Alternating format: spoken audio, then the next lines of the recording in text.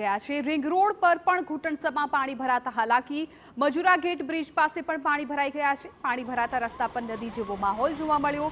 Traffic સર્જાતા વાહન ચાલકોને ભારે હાલાકી થઈ। હવામાન વિભાગે આગામી દિવસોમાં દક્ષિણ ગુજરાતમાં ભારે વરસાદની આગાહી કરી છે, ત્યારે હજુ પણ પરિસ્થિતિ મુશ્કેલ બની શકે છે।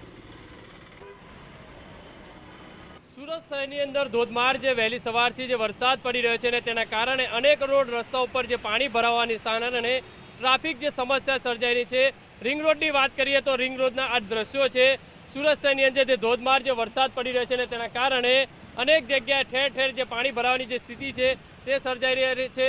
અત્યારે જે રીતે રિંગ રોડના દ્રશ્યો જે રીતે આપણે જોઈ રહ્યા છીએ તે પ્રમાણે શહેરના મોટાભાગના વિસ્તારોની અંદર વરસાદ વરસી રહ્યો છે અને ઘૂંટણ સુધીના પાણી છે તે ભરાઈ રહ્યા છે। અત્યારે રિંગ રોડના આ દ્રશ્યો જોવા મળી રહ્યા છે। એક તો આ સમય છે તે પીક અવર ડે ટાઈમ છે, લોકો પોતાના ઓફિસ અથવા તો ધંધા અર્થે બહાર જતા હોય છે, તે દરમિયાન આ રોડ ઉપર ઘૂંટણ સુધીના પાણી ભરાયા છે અને તેના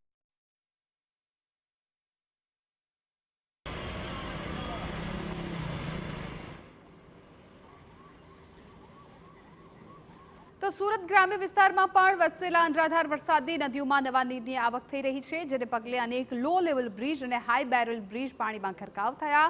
માંગરોળ તાલુકાના મોટા બોરસરા ગામેથી પસાર થતી અને 3 તાલુકાઓ માટે જીવાદોરી સમાન કીમ નદી પર મોટા બોરસરા ગામે આવેલા હાઈ બેરલ બ્રિજ નદીમાં પાણીની આવક થતા પાણીમાં ગરકાવ થયો અને આ બ્રિજ જમીન લેવલથી આશરે 50 ફૂટની ઊંચાઈ પર બનાવવામાં આવેલો છે। બ્રિજ પાણીમાં ગરકાવ થતા કીમ અથવા તો આજુબાજુના અન્ય ગામો છે હાઈવે પર જવા માટે કીમ 4 રસ્તા થઈને 10 કિલોમીટર ફરીને જવાનો તેમને વારો આવ્યો છે। આટલો ઊંચો બ્રિજ છતાં વારંવાર પાણીમાં ગરકાવ થઈ જતા ગ્રામજનો વધુ ઊંચો બ્રિજ બનાવવાની માંગ કરી રહ્યા છે।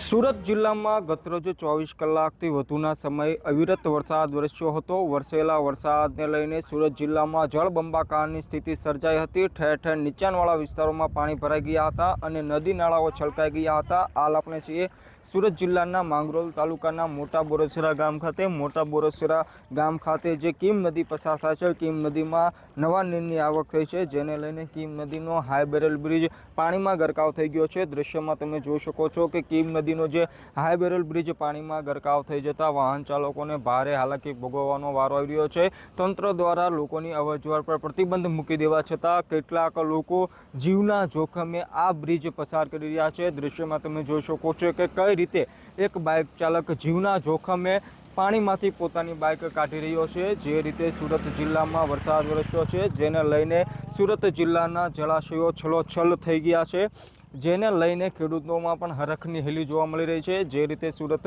જિલ્લામાં 24 કલાકમાં ધોધમાર વરસાદ વરસ્યો હતો, જેને લઈને ઠેર ઠેર તારાજી પણ સર્જાઈ હતી। પ્રી મોન્સૂનની કામગીરી વાત કરતાં તંત્રની પણ પોલ ખુલ્લી ગઈ હતી અને નીચાણવાળા વિસ્તારોમાં પાણી ભરાઈ ગયા હતા। ત્યારે હજુ પણ ભારે વરસાદ વરસશે જેવી હવામાન વિભાગ દ્વારા આગાહી કરવામાં આવી છે, જેને લઈને સુરત જિલ્લાનું તંત્ર પણ હરકતમાં આવી ગયું છે અને સાવચેતીના પગલાં ભરી રહ્યું છે। હાલ સુરત જિલ્લામાં SDRF અને NDRFની ટીમ પણ ખડે પગે છે। મેહુલ ભોકળવા, TV9 સુરત।